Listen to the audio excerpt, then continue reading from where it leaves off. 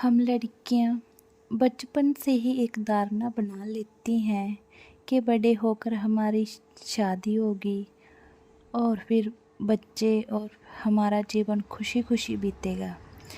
लेकिन ज़िंदगी हर कदम पर कोई ना कोई नया संघर्ष देती है जिसकी वजह से हम टूट जाते हैं। मुझे बचपन से ही शादी और खुद के बच्चों का बहुत शौक़ था।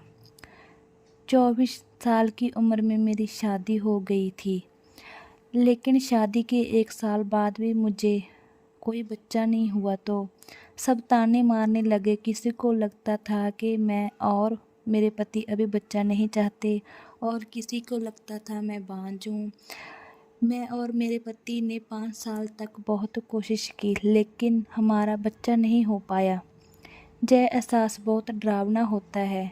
समाज, परिवार, रिश्तेदार तरह तरह के सवाल करते हैं और ये सब मुझे अंदर ही अंदर बहुत परेशान करते थे। मुझे हैरानी होती है कि मर्द से कोई क्यों नहीं पूछता कि बच्चा क्यों नहीं हुआ। सब सवाल औरतों से क्यों ही किए जाते हैं, खासकर हमारे देश इंडिया में। ऐसे सवाल दिल में सुई की तरह चुभते हैं, क्योंकि मैं जानती थी कि शायद पूरी ज़िंदगी मेरा बच्चा नहीं हो पाएगा। मुझे ज़िंदगी का कड़वा सच हजम करना था। कड़वा सच था कि मैं बांझ हूँ। मैंने अपने पति को कई बार कहा कि तुम भी एक बार अपना टेस्ट करवा कर देख लो, लेकिन वो कोई ना कोई बहाना बना देते थे। उन्हें लगता था कि आदमी में कोई कमी हो ही नहीं सकती, सारी कमियां तो औरत में ही होती है।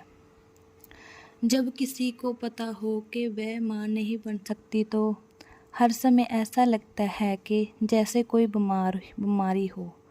चाहे कोई भी परिस्थिति हो, ऐसा एहसास होता है कि ज़िंदगी में किसी चीज़ की कमी है। जब मैं दूसरे लोगों को देखती थी तो सोचती थी कि भगवान ने मेरे साथ ही क्यों ऐसा किया, मेरे साथ ही क्यों इतनी बड़ी नाइंसाफ़ी की। कई लोगों के तो गलती से भी बच्चे हो जाते हैं, लेकिन इतनी जिद्दोजहद के बाद भी मेरे बच्चा क्यों नहीं हो रहा।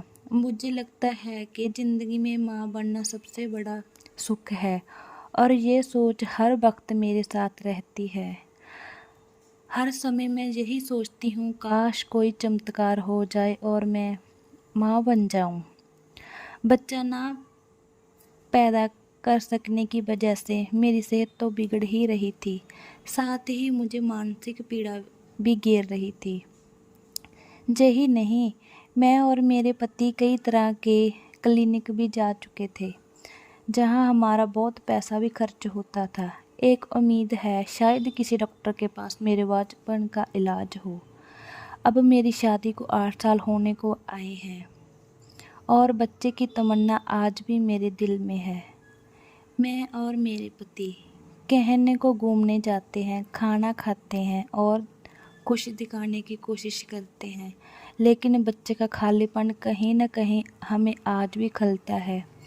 हमें कई लोगों ने बच्चा अडॉप्ट करने को भी कहा है, लेकिन मैं तैयार नहीं हूँ। मैं अभी 32 साल की हूँ और चाहती हूँ 2 साल तक मैं और इंतज़ार करूँ, फिर शायद अपना बच्चा अडॉप्ट करने में सोचेंगे।